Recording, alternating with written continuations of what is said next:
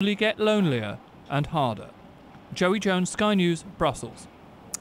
Well, let's talk about another aspect, whether there are differences between the generations over whether Britain should be in or out of the European Union. We're joined now by Zain Haider Awan, who is a European Youth Forum UK representative, and in our central London studio is Warwick Cairns, who's a member of the British Weights and Measures Association. A very good morning to you both, gentlemen. I want to start with you, Zain, and the body that you're on. People are going to say, what, not another European body I've never heard of, the European Youth Forum. What does it do? Well, I'm a trustee at the British Youth Council, and one of the things which we believe at the British Youth Council, we need to be at the places where the decisions are made which affect the lives of young people in the UK. And one of those decision-making processes are the European Union, and therefore the European Youth Forum is a body which seeks to represent the views and interests of young people at a European level, and also to have their say in the European Union. But do you think then on that, I mean, obviously, you know, you're a bit biased, I suppose, given what you do and the people you mix with, but do you find that people of your generation tend to be, by and large, in favour of the European Union? I think the whole point here is, especially from our perspective, is that decisions are being made, and there are opportunities also which can be harnessed by young people, and currently they aren't being harnessed to the full potential in the UK. And so our role at the British Youth Council is to also promote that, and to promote active engagement within the European Union. There is a lot of stigma, and I think there is a lot of confusion as well from young people in the UK. Number one, they're not presented with facts. They are presented with opinions a lot of the time by the media, which get passed as facts to them, and so they're confused. Well, we might explore some of those with you in a moment. We want to bring in Warwick Cairns, though, on this issue of the generations. Well, Warwick, we know you don't like their meddling with our traditional measures, but do you think that is a generational thing? I suppose it is partly, because a lot of younger people don't remember the old pounds and stones and the rest of it. Yeah. I mean, I'm over 50 now, so I'm certainly in the older generation. But I think that when you look at opinion polls, I believe that the younger generation is as split on the European Union as the older generation. I think that as a nation, we're an outward-looking global nation. We have links throughout the world, not just with Europe, but with the English-speaking world, with the old Commonwealth, with India, with Pakistan, and to tie ourselves to this one little unit seems to me a folly. And is it the finicky things, if I can put it that way, that they do that really get your goat?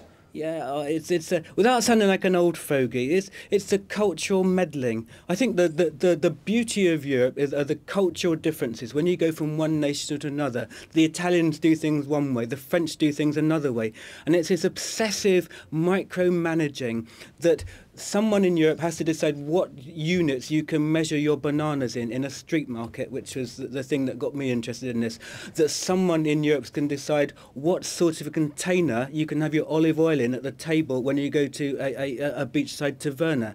And you just think, well, why can't you just live and let live?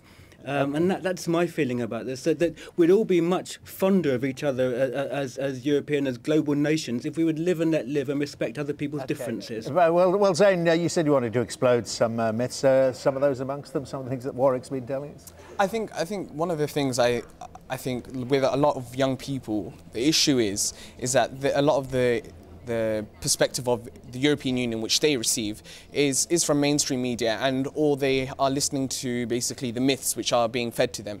But what they actually don't realise are the opportunities which are available to them as young people and youth. There is central funding which is coming in, which can fund their youth initiatives, and there are many opportunities. Now, whilst the discussion is happening right now amongst the youth circles as to whether we should be part of the EU or not, whilst that discussion is happening, we are actually affecting the opportunities and development of young people within the EU to actually, for UK youth to engage within that and to develop themselves further. So my great concern is, currently, whilst we have the discussion about the future, we are sacrificing the youth's present, and that's something which I think needs to be. There needs to be more to be done to. Okay, let me paraphrase that for Warwick. I mean, Warwick, you know, it would seem a bit of a pity, wouldn't it, for future generations to close off the opportunities that might be there if we left the European Union? Yeah, I mean, I'd like to say that I'm against youth opportunities. I think it's a bad thing that young people have opportunities. Of course not. But this isn't the only place where there are opportunities. And I can understand that if you're a member of the European Youth Parliament and you get lots of opportunities to go to Brussels, to have meetings, to get it all paid on European taxpayers' expense, you would think that's a very good thing. But let's not forget that there's a lot of young people out there. There's a lot of opportunities in the wider world. We don't have to belong to something that is, a massive bureaucracy, a massively expensive bureaucracy, in order to have opportunities for young people. Yeah, see where you're going there, Warwick, and very nicely put. In actual fact, stole my next question to you, Zain, and I'll be a bit more direct. You're part of the gravy train. I think the beauty of the European Youth Forum is such that we're autonomous. We're not actually part of the gravy train. We seek to be more of a pressure group, and actually we're not part and parcel of that structure. And one of the things which we're calling on the European policymakers is to ensure that they have a youth guarantee, that youth are at the future and actually are part of the discussions right now.